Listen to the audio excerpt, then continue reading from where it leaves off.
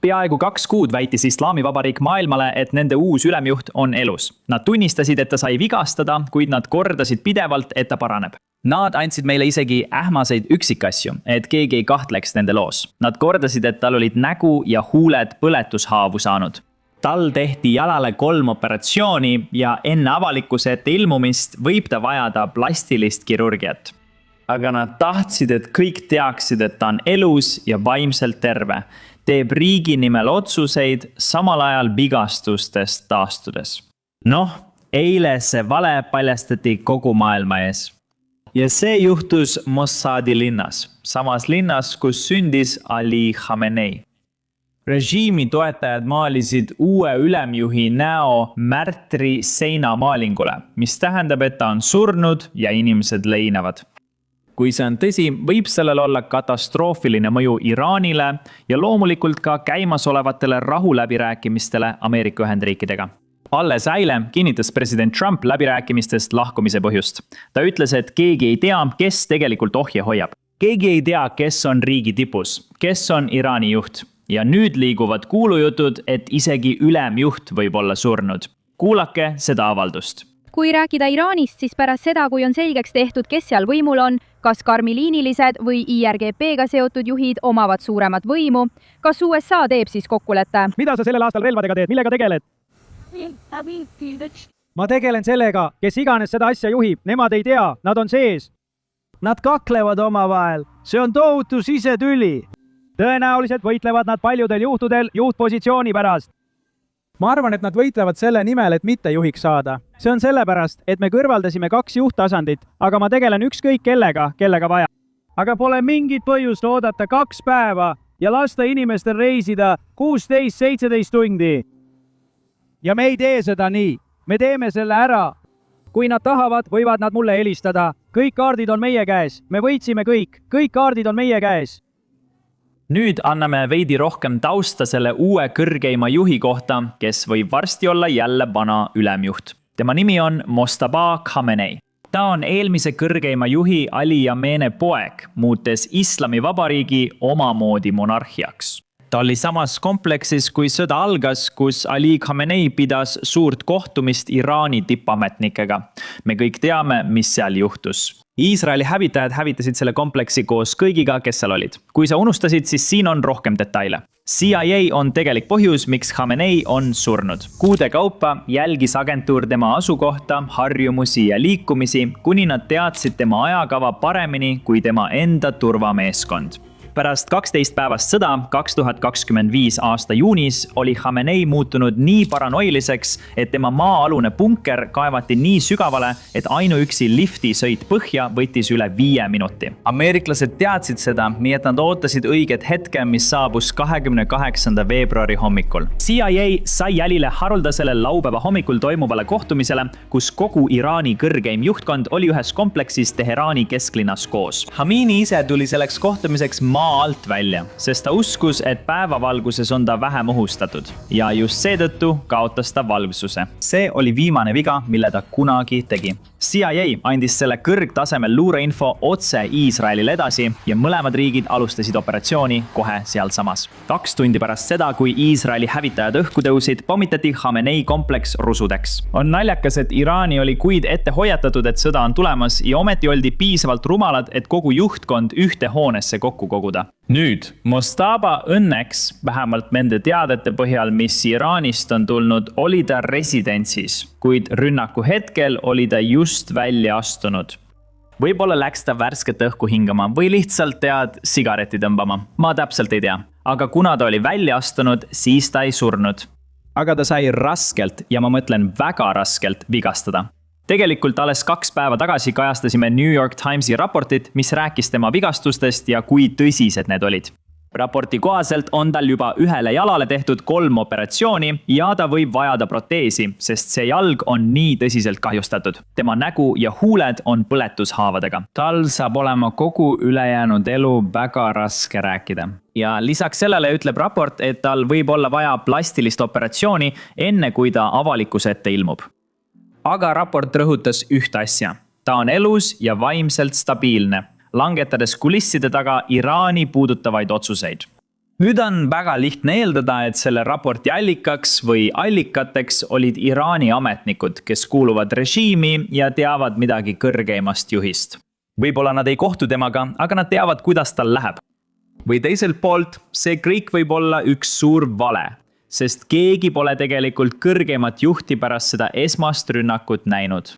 Ta pole avalikkuse ette ilmunud, ta pole avalikkusele kuulamiseks ühtegi helisalvestist välja andnud. Ja arvake, mis just eile juhtus. Vaadake ise. Eile Mahati linnas paljastas Islamivabariik kogemata, et see uus kõrgeim juht võib olla surnud. See linn on oluline, sest see on eelmise kõrgeima juhi Ali Khamenei sünnikoht ning tema oli siiani kõige kauem ametis olnud kõrgeim juht. Ma arvan, et ta valitses Iraani umbes 30 aastat, sellepärast avas Islamivabariik eile selles linnas seinamaali kõigist neist, kes on selles sõjas langenud ehk tapetud. Ja sellel seinamaalil näete Ali Khameneid otse keskel. Seejärel on teil Islamivabariigi asutaja Ayatollah Khomeini vasakul ülevalpool. Seejärel on teil Iraani endine president vasakul allpool. Ja siis paremal allpool on Hassam Soleimani, kuulus kindral, kelle president Trump oma viimase ametiaja jooksul kõrvaldas. Aga üleval on see mees, Mojtaba Khamenei, keda Islamivabariik väidab endiselt elus olevat, kuid kelle näo nad on pannud seinamaalingule, mis tähistab surnud inimesi. Ma pole päris kindel, mis seal toimub. Ja põhjus, miks sellele tasub tähelepanu pöörata, on see, et see tuleb inimestelt, kes on režiimi osa. Need ei ole luureallikad, kes väidavad, et ta võib olla surnud. Need ei ole opositsioonitegelased, kes väidavad, et ülemjuht on surnud. Need on inimesed, kellel võib tegelikult olla vahetu teadmine sellest, mis toimub. Nüüd, see on midagi, mille üle inimesed on väga kaua spekuleerinud. Nagu te võib-olla mäletate, on see uus ülemjuht IRGC mees. Ta on olnud väga sõbralik endiste IRGC komandöride ja kindralitega. Ja just sellepärast surusidki IRGC komandörid tema valimise läbi, kui ekspertide kogu kogunes uue ülemjuhi valimiseks. Nad ähvardasid sisuliselt iga ekspertide kogu liiget, et tagada oma mehe poolt hääletamine. Pärast uue ülemjuhi valimist on IRGC saanud veelgi rohkem võimu. Täpsemalt öeldes on uuel IRGC komandöril Ahmed Wahidil kogu Iraanis rohkem võimu. Põhimõtteliselt igas valdkonnas, mida ette kujutada võib. Tal on rohkem kontrolli sõjaväe üle, tal on isegi rohkem kontrolli tsiviilvalitsuse üle. Ja nüüd on tal isegi rohkem kontrolli läbirääkimismeeskonna üle, kes on pidanud läbirääkimisi Ameerika Ühendriikidega. Kas te mäletate seda avaldust, mille Trump eile välja andis? Ta ütles põhimõtteliselt, et tühistab erisaadiku Jared Kushneri ja Steve Witkovi reisi Pakistani, et kohtuda iraanlastega. Ta ütles, et põhjuseks on see, et lend on liiga pikk ja muidugi ei tea keegi, kas iraanlastel on tegelikult võimu kokkulepet sõlmida. Arvake ära. Kohe pärast seda teadet saatis Iraan tegelikult Ameerika Ühendriikidele parema ettepaneku rahuläbirääkimisteks. Kuulake, siin on rohkem üksikasju. Reutersile vastates, kellega me nüüd tegeleme? Kes on praegu võimul? Mis muutus eilse ja tänase vahel? Mitte midagi. Lihtsalt nad andsid meile paberi, mis oleks pidanud olema parem. Ja huvitaval kombel, kohe kui ma selle tühistasin, saime 10 minuti jooksul uue paberi, mis oli palju parem. Me rääkisime sellest, et neil ei saa olema tuumarelva. See on väga lihtne. Vaata, kogu see kokkulepe ei ole keeruline. Iraan ei tohi omada tuumarelva, see on väga lihtne. Nüüd, siin on kogu ajakava. Kõigepealt käis Iraani välisminister Pakistanis, kohtus vahendajatega ja pärast seda suundus ta Omanisse, et tegeleda mõne Iraani-Omaani asjaga. Ma ei ole päris kindel, millest nad rääkisid. Aga kohe pärast seda, kui ta Pakistanist lahkus, teatas Trump, et USA ei osale enam läbirääkimistel. Ja teab mis? Pärast seda teadet saatis Iraan väidetavalt parema ettepaneku. Aga lisaks sellele tundub, et Iraani välisminister läheb nüüd vaid päev pärast riigist lahkumist tagasi Pakistani, et leida mingi lahendus läbirääkimiste taaskäivitamiseks. Siin on selle kohta rohkem üksikasju. Pakistani allikate sõnul peab Iraani välisminister oma visiidi ajal tõenäoliselt konsultatsioone ning võib-olla tehakse ka avaldus Islamabadi rahuläbirääkimiste järgmise etapi kohta. Dialoog on endiselt kõige konstruktiivsem tee edasi ning nii Ameerika Ühendriigid kui ka Iraan mõistavad jätkuva suhtluse olulisust. nüüd, ma ei tea, kuidas teil on, aga mulle tundub, et see riik, kes ikka ja jälle lendab tagasi Pakistani, et kuidagi läbirääkimisi taas alustada, on see, kes on rohkem meeleheitel, et läbirääkimised taas käima saada. Ja selleks on hea põhjus. Põhjus, millest me oleme juba väga kaua rääkinud. Ja see taandub majanduslikule survele. Näete, isegi relvarahu ajal on sõjalised rünnakud peatunud, kuid operatsioon Majandusraev jätkub täie hooga. Enne kui räägime uutest rünnakutest, mis käivitati selle operatsiooni Majandusraev raames, tahan teiega jagada üht huvitavat kommentaari, mille me eile saime. See on ühelt tellijalt, kes jagab, et ta on olnud selle kanali toetaja ja tellija juba mitu aastat. Kuid hoolimata sellest ei näe ta meie videoid oma avalehel. Ma arvan, et see on sellepärast, et YouTube'i algoritm on väga segane asi. Ja lisaks sellele ei ole nad eriti sõjateemalise sisu fännid. Sellepärast ongi meie videotega raske laiema publikuni jõuda. Sellepärast tahan ma teile meelde tuletada, et kui te pole veel tellinud, siis kindlasti vajutage allpool meeldib nuppu ja tellige kanalit. See lihtsalt aitab meil rohkemate inimesteni jõuda, sest see annab YouTube'i algoritmile märku, et hei, see on turvaline video, me ei propageeri midagi äärmuslikku. Teate küll, me ei propageeri äärmuslikke vaateid. Ja nii aitab see meil jõuda laiema publikuni ning viia uudised rohkemate inimesteni. Nüüd lähme tagasi operatsiooni Majandusraev juurde ja räägime sellest, mis just juhtus. Vaid 2 päeva tagasi määras USA rahandusminister sanktsioonid Hiinas asuvale teekannu rafineerimistehasele. Need on väikesed rafineerimistehased, mis on spetsiaalselt ehitatud sanktsioneeritud nafta töötlemiseks. Nad ostavad naftat sellistest riikidest nagu Venemaa, Iraan ja võib-olla ka Venezuelast, kui Maduro oli seal võimul. Aga nüüd on Ameerika Ühendriikide rahandusministeerium nende vastu samme astumas ja kehtestab neile sanktsioone just seal, kus see kõige rohkem haiget teeb. Vaata, me peame aru saama, kuidas need rafineerimistehased töötavad ja miks neid nimetatakse teekannu rafineerimistehasteks. Hiinas on palju suuri naftafirmasid. Tegelikult ei asu mõned maailma suurimad naftafirmad läänes. Nagu te võisite arvata, asuvad need Lähis-Idas, aga need asuvad ka Hiinas. Riigile kuuluvad hiiglased nagu Sinopec või Petrochina on sõna otseses mõttes ühed suurimad naftafirmad ja isegi ühed suurimad ettevõtted maailmas. Nüüd, probleem nii suureks olemisega on see, et sa ei saa endale lubada sanktsioonide alla sattumist. Sest kui sind sanktsioneerivad Ameerika Ühendriigid, tähendab see, et sa kaotad ligipääsu rahvusvahelisele pangandusele. Sisuliselt kogu rahvusvahelisele pangandusele. Sa ei pääse ligi ühelegi USA dollarile. Ja lisaks sellele kõik investeeringud, mis sul on riikidega, kes on Ameerika Ühendriikidega sõbralikud, need investeeringud kas külmutatakse või isegi lõpetatakse. Seepärast ei saa need suured ettevõtted tegeleda Vene nafta, Iraani nafta ega Venezuela naftaga, kui Maduro oli võimul. Sellepärast rajas Hiina need väikesed rafineerimistehased, mida nimetatakse teekannu rafineerimistehastest. Ja nendes rafineerimistehastes ei ole lääne investeeringuid. Nad ei tegele tegelikult dollaritega.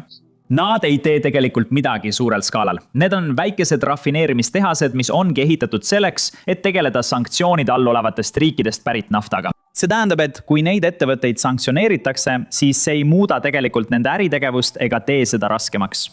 Nad ei tegele ühegi teise riigi naftaga, mille pärast peaks muretsema. Nad tegelevad ainult sanktsioonide all olevate riikidega. Ja see tähendab, et kui neid endid sanktsioneeritakse, siis see tegelikult ei kahjusta neid kuidagi. Noh, see ei tähenda, et USA ei saa nende vastu midagi ette võtta, sest nafta vedamiseks on ikkagi vaja laevandusettevõtteid. Sul on ikkagi vaja kindlustusfirmasid, et kindlustada naftatanker ja selles olev nafta. Ja nüüd USA võtabki just selle sihikule. Siin on aga üks oluline nüanss. See ei pane neid ettevõtteid muidugi pankrotti minema, aga see teeb nende elu raskemaks. Nendel teekannu rafineerimistehastel saab olema keerulisem nafta eest maksta. See muudab keerulisemaks ka pankade jaoks, kes nende rafineerimistehastega koostööd teevad, sest nad ei taha, et USA neile sanktsioonid kehtestaks. Jällegi, see ei pane ettevõtteid kinni, aga see teeb olukorra raskemaks. Ja see tähendab, et nende kasumimarginaalid vähenevad. Ja loomulikult tähendab see, et ka Iraani kasumimarginaalid vähenevad. Nii et inimesed teenivad nende uute sanktsioonide tõttu vähem raha. Ja lisaks nendele sanktsioonidele võtab rahandusministeerium sihikule ka krüptovarad, mis on Islamivabariigil. Paljud krüptofännid armastavad kiidelda, et krüpto on väljaspool valitsuse haaret. See ei ole päris tõsi. Oletame, et isegi kui krüptoraha on midagi, millele valitsus ligi ei pääse, saavad nad ikkagi sihikule võtta ettevõtted, mis hoiavad krüptot nende riikide või kõigi kurjategijate jaoks, eks? Ja täpselt seda Ameerika Ühendriikide rahandusministeerium teebki. Nad on külmutanud Iraani režiimi krüptovarad. Nüüd, ma ei ole mingil juhul krüptoraha ekspert, aga kui ma peaksin arvama, kuidas see juhtus, siis ma ütleksin, et nad ilmselt pöördusid selle ettevõtte poole, kes seda kontot hoidis, selle krüptoettevõtte poole, kellel oli konto Islamivabariigi ametnike jaoks. Ja nad lihtsalt ütlesid neile, et kuulge, need kontod tuleb külmutada. Nii et ametnikud ei saa oma raha välja võtta, nad ei saa sinna ka rohkem raha sisse panna. Nüüd, kahjuks Iraani jaoks on see tegelikult väga väike probleem võrreldes nende probleemidega, millega nad riigis sees silmitsi seisavad. Näite, eile rääkisime sellest, kuidas Iraan on nii mures, et neil saab ladustamisruum otsa, et nad hakkasid vanu tankerlaevu taas kasutusele võtma ja kasutavad neid ujuvate naftahoidlatena selle nafta jaoks, mida nad maapõuest pumpavad. See on hea ajutine lahendus, kuid see ei anna Iraanile tegelikult eriti palju hingamisruumi. Satelliitandmeid vaadates näeme, et Iraanil on umbes 9 supertankerit, mis seisavad Pärsia lahes kasutuseta. Oletame, et nad toovad kõik need tankerid taas kasutusele ja kasutavad neid ujuvate naftahoidlatena. Isegi kõige optimistlikumate eelduste korral saaks Iraan juurde vaid umbes 18 lisapäeva, enne kui neil taas hoiustamisvõimalused otsa saavad. Ja nad peavad hakkama tootmist vähendama, mis tähendab, et nad peavad naftakaevud sulgema. Ning see tekitab suure pikaajalise probleemi. Režiimil saab olema väga raske, kui mitte võimatu, neid naftakaevusid uuesti tööle panna. Nüüd, arva ära, mis edasi saab. Tundub, et Ameerika Ühendriigid teavad, millisest dilemmast islamirežiim on. Ja see võibki olla põhjus või vähemalt osa põhjusest, miks Ameerika Ühendriigid viivitavad läbirääkimistega või jätkavad blokaadi. Seda kinnitas Trump alles täna hommikul. Kuulake. Aga see, millele te viitate, on see, et kui teie süsteemi kaudu liigub tohutul hulgal naftat, ja mingil põhjusel see liin suletakse, sest ei saa seda jätkuvalt konteineritesse või laevadesse panna, mis nendega juhtuski. Neil pole laevu blokaadi tõttu. Juhtub see, et see liin plahvatab seespoolt. Nii mehaaniliselt kui ka maa sees midagi juhtub, mis põhjustab selle lihtsalt plahvatamise. Nad ütlevad, et neil on jäänud vaid umbes 3 päeva enne, kui see juhtub. Ja kui see plahvatab, siis ei saa seda enam kunagi, ükskõik mis, enam kunagi taastada nii, nagu see oli. Teisisõnu, kui sa selle uuesti üles ehitad, on seda väga raske täielikult taastada. Aga see oleks vaid umbes 50% sellest, mis see praegu on. Nii et see on väga võimas asi, mis toimub.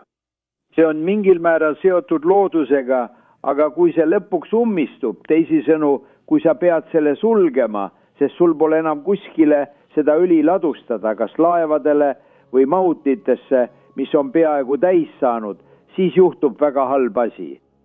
Nii et ma arvan, et nad on surve all. Üks asi, mida siin meeles pidada, on see, et Iraan ei vaja tingimata rahulepet, et blokaad kaotada. Kui nad on valmis ütlema, et Hormuzi väin on kõigile avatud, on suur tõenäosus, et USA võib blokaadi eemaldada samal ajal rahulepet läbi rääkides. Ma ei ütle, et see on tõenäoline ega ka seda, et see juhtub, vaid lihtsalt, et see on võimalik. Muidugi hoiame silma peal kõigil uudistel, mis tulevad läbirääkimistel Pakistanist, kuna Iraani välisminister on praegu seal ja püüab aru saada, kuidas läbirääkimised taas õigesse rööpasse saada. Nii et kindlasti vajutage allpool tellimisnuppu ja näeme järgmises videos.